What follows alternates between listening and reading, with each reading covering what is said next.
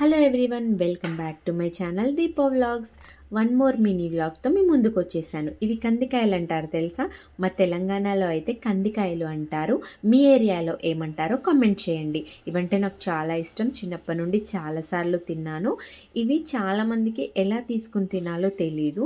అయితే దాన్ని ఉడకబెట్టుకొని తినాలి. ఉడకబెట్టినా కూడా తీసుకొని తినడం చాలామందికి రాదు. దాన్ని ఏంటంటే మొత్తం పీల్ ఆఫ్ చేసేసి ఇట్లా తినేస్తారనమాట. అలా తినకూడదు. నేను ఈ వీడియోలో ఎలా తినాలో చూపిస్తాను చూడండి. జస్ట్ అదిని పట్టుకొని దాని ఎడ్జ్‌లో కొంచెం మనం ప్రెస్ చేస్తే అది బయటకొచ్చేస్తుంది. సింపుల్‌గా అయిపోతుంది. అండ్ మన చేతులకు కూడా అంతగా ఏమీ అంటుకోదు. లేదంటే మొత్తం ఆ చితికంతా మన చేతికి అంటుకుంటుందనమాట. సింపుల్‌గా తింటే, నీట్‌గా తింటే బెటర్ కదా! సో, పిల్లలకు కూడా ఇలా తినడం నేర్పించడం బెటర్. ఈ కందికాయలు చిన్నప్పటి నుండి ఎన్ని సార్లు తిన్నానో అసలు లెక్కే లేదు.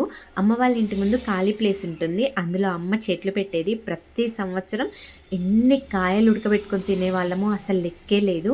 ఇవి తింటుంటే కూడా అమ్మే గుర్తొచ్చింది. అమ్మ పక్కనుంటే బాగుండు అనిపించింది. ప్రతి దాంట్లో మనకొక మెమొరీ ఉంటుంది కదా! అలాగే ఈ కందికాయలతో నాకు కూడా ఒక మెమొరీ ఉంది. చిన్నప్పటి నుండి మేము ఐదుగురం అక్క చెల్లెలం కదా! సో, అమ్మ ఇవి ఉడికిచ్చి పెద్ద గంజులో అవి తీసుకొచ్చి మా ముందు పెడితే మేమందరం చుట్టూ కూర్చుని అమ్మ, నేను, అక్క వాళ్ళందరం కలిసి కూర్చుని తినే రోజులు గుర్తొచ్చాయి. అందుకే మా పిల్లలతో కలిసి కూర్చుని ఒక వీడియో తీసుకుంటే బాగుండు అనిపించింది. మీలో ఎవరికైనా ఈ కందికాయలంటే చాలా ఇష్టమున్న వాళ్ళు ఉన్నారా? ఉంటే కామెంట్ చేయండి. అండ్ ఈ వీడియో మీకు నచ్చితే ఖచ్చితంగా లైక్ చేయండి, షేర్ చేయండి. నా ఛానల్‌ని సబ్స్క్రైబ్ చేసుకోండి.